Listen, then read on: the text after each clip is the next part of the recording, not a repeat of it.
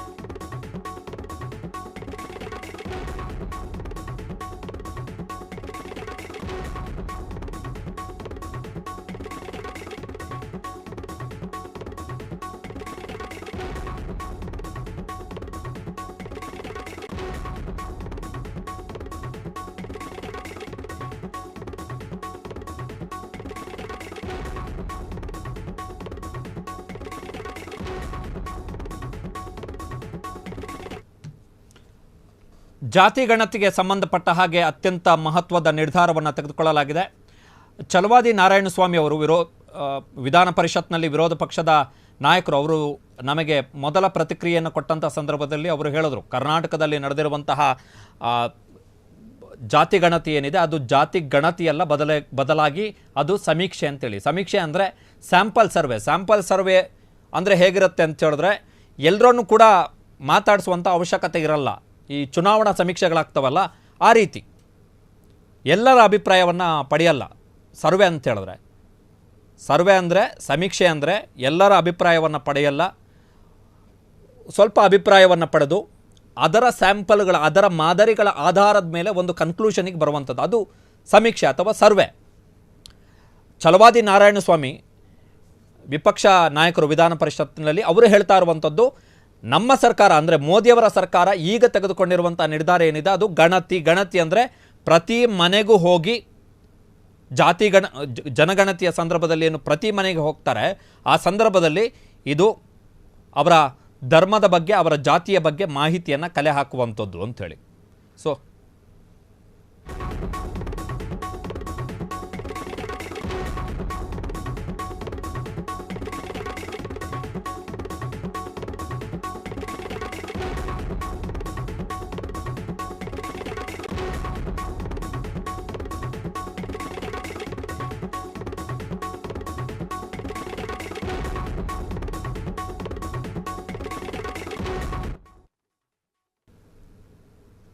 So ಕರ್ನಾಟಕದ ಕಾಂಗ್ರೆಸ್ನ ಮಹಾನುಭಾವರು ಏನು ಮಾಡ್ತಾರೆ ಅಂಥೇಳಿ ನೋಡಬೇಕು. ಕಾರಣ ಏನು ಅಂತ ಹೇಳಿದ್ರೆ, ಜಾತಿ ಗಣತಿಗೆ ಸಂಬಂಧಪಟ್ಟ ಹಾಗೆ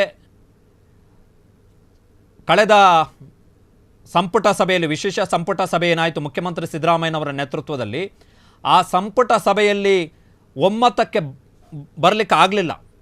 ಅದಾದ ಬಳಿಕ ಮುಖ್ಯಮಂತ್ರಿ ಸಿದ್ದರಾಮಯ್ಯನವರ ಪರಮಾಪ್ತರು, ಅದರಲ್ಲಿ ಗ್ಯಾರಂಟಿ ಅನುಷ್ಠಾನಗಳ ಸಮಿತಿ ಅಧ್ಯಕ್ಷ ಎಚ್.ಎಂ. ರೇವಣ್ಣ ಕೂಡ ಒಬ್ಬರು, ಜೊತೆಗೆ ಸಂತೋಷ್ ಲಾಡ್, ಜೊತೆಗೆ M R. Sitaram MLC, B R. Sudarshan, ಹೀಗೆ ಕೆಲವು ಪ್ರಮುಖ ಕಾಂಗ್ರೆಸ್ನ ರಾಜಕಾರಣಿಗಳು ಬೆಂಗಳೂರಿನ ಖಾಸಗಿ ಹೋಟೆಲ್ನಲ್ಲಿ ಸುದ್ದಿಗೋಷ್ಠಿಯನ್ನು ನಡೆಸಿ ಜಾತಿ ಗಣತಿಯ ಪರವಾಗಿ ಮಾತನಾಡಿದ್ರು. ನಾವು ಜಾರಿಗೊಳಿಸ್ತೀವಿ, ಜಾತಿ ಗಣತಿಯಲ್ಲಿ ಯಾವುದೇ ತಪ್ಪಿಲ್ಲ ಅಂಥೇಳಿ. ಮುಖ್ಯಮಂತ್ರಿ ಸಿದ್ದರಾಮಯ್ಯನವರ ಕೈಯಲ್ಲಿ ಇದ್ದಂಥ ಅಸ್ತ್ರ ಇದೆ 2023 ಚುನಾವಣೆಯ ಸಂದರ್ಭದಲ್ಲಿ.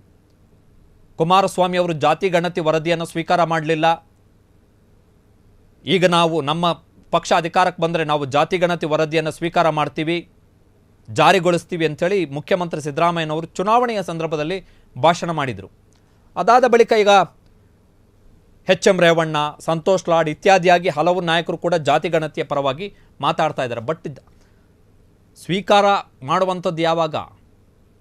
ಈಗ ನರೇಂದ್ರ ಮೋದಿ ಅವರ ಸರ್ಕಾರ ಈಗ ಹೊಸ ಆಕ್ಷೇಪವನ್ನು ಎತ್ಕೊಂಡು ಕೂತಿದೆ. ಏನು ಅಂತ ಹೇಳಿದ್ರೆ, ಇದು ನಿಮ್ಮ ಲಿಸ್ಟಿಗೆ ಬರಲ್ಲ ಅಂತ. ಅಂದರೆ ಇದು ನಿಮ್ಮ ವ್ಯಾಪ್ತಿಯಲ್ಲ, ಇದು ಯೂನಿಯನ್ ಲಿಸ್ಟ್, ಅಂದರೆ ಕೇಂದ್ರ ಪಟ್ಟಿಯಲ್ಲಿರ್ತಕ್ಕಂಥ ಅಂಶ ಗಣತಿ. ಹೀಗಾಗಿ ರಾಜ್ಯಗಳಿಗೆ ಅಧಿಕಾರ ಇಲ್ಲ. ಅಂದರೆ ಅವರ ಅರ್ಥ ಏನು ಅಂತ ಹೇಳಿದ್ರೆ, ಕರ್ನಾಟಕ ಸರ್ಕಾರ ಜಾತಿ ಗಣತಿಯನ್ನು ಮಾಡಲಿಕ್ಕೆ ಬರೋದೇ ಇಲ್ಲ ಎನ್ನುವಂತಹ ಅಂಶವನ್ನು BJP ಅವರು ಈಗ ಮುಂದೆ ಇಡ್ತಾ ಇದ್ದಾರೆ. ಈಗ ಇವರು ನಡೆಸಿರುವಂತಹ ಜಾತಿ ಗಣತಿ 165 ಕೋಟಿ ರೂಪಾಯಿ ಖರ್ಚಾಗಿದೆ. 165 ಕೋಟಿ ರೂಪಾಯಿ ಖರ್ಚಾಗಿದೆ ಜಾತಿ ಗಣತಿ ಮಾಡಲಿಕ್ಕೆ. ಸೊ ಅಷ್ಟು ದೊಡ್ಡ ಪ್ರಮಾಣದಲ್ಲಿ ದುಡ್ಡನ್ನು ಖರ್ಚು ಮಾಡಿ ನಡೆಸಲಾದಂತಹ ಜಾತಿ ಗಣತಿಯ ಕಥೆ ಏನು? ಇನ್ನೂ ನಿದ್ದೆಯಿಂದ ಎದ್ದು ರೆಸ್ಟಲ್ಲೇ ಇಡ್ತಾರ ಕಾಂಗ್ರೆಸ್ನ ನಾಯಕರು, ಅಥವಾ ರೆಸ್ಟೆಲ್ಲ ಮುಗಿದಾದ ಬಳಿಕ ನಮ್ಮ ರೆಸ್ಟ್ ಮುಗೀತು, ನಮ್ಮ ವಿಶ್ರಾಂತಿ ಎಲ್ಲ ಮುಗೀತು, ನಾವೀಗ ಆರಾಮದಲ್ಲಿದ್ದೀವಿ, ಈಗ ಕೇಳ್ರಪ್ಪ ಅಂಥೇಳಿ ಏನಾದರೂ ಅವರ ವಿಶ್ರಾಂತಿಯ ಅವಧಿ, ವಿಶ್ರಾಂತಿಯ ಸಮಯ ಮುಗಿದಾದ ಬಳಿಕ ಕಾಂಗ್ರೆಸ್ನ ನಾಯಕರು ಬಹುಶಃ ರಿಯಾಕ್ಟ್ ಮಾಡ್ಬೋದು. ಕರ್ನಾಟಕ ಕಾಂಗ್ರೆಸ್ನ ಮಹಾನುಭಾವರು.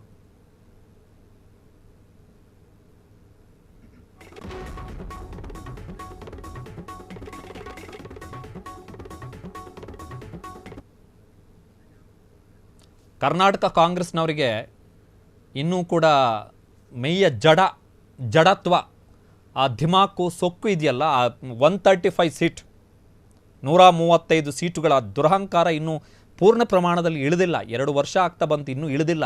ಆ ಜಡತ್ವ ಇನ್ನೂ ಇಳಿದಿಲ್ಲ, ಅದು ಇಳಿಬೇಕು. ಈಗ ಈ ಮಾಸ್ಟರ್ ಸ್ಟ್ರೋಕಿಗೆ ದಿಸ್ ಇಸ್ ಮಾಸ್ಟರ್ ಸ್ಟ್ರೋಕ್. ಈಗ ಸಿದ್ದರಾಮಯ್ಯನವರು ಈಗ ಅನಿವಾರ್ಯ ಮಾಡಲೇಬೇಕು, ಇನ್ನು ಕಾಲ ತಲ್ಲಕ್ಕಾಗಲ್ಲ. ರೆಸ್ಟ್ ಪಡಿತಾ ಇದ್ದಾರೆ, ನಮ್ಮ ಲೀಡ್ರು ವಿಶ್ರಾಂತಿ ತಗೋತಾ ಇದ್ದಾರೆ ಅಂಥೇಳಿ ಇನ್ನೂ ಟೈಮ್ ಪಾಸ್ ಮಾಡ್ಕೊಳ್ಳೋಕ್ಕಾಗಲ್ಲ. ಇನ್ನು ಆ್ಯಕ್ಟ್ ಮಾಡಬೇಕು. ಇನ್ನು ಆ್ಯಕ್ಟ್ ಮಾಡಲಿಲ್ಲ ಅಂತ ಹೇಳಿದ್ರೆ ಇದನ್ನು ತಡೀಲಿಕ್ಕೆ ಇನ್ನೊಂದು ಕ್ರಮವನ್ನು ಸೆಂಟ್ರಲ್ ಗೌರ್ಮೆಂಟ್ ಅವರು ತರ್ತಾರೆ.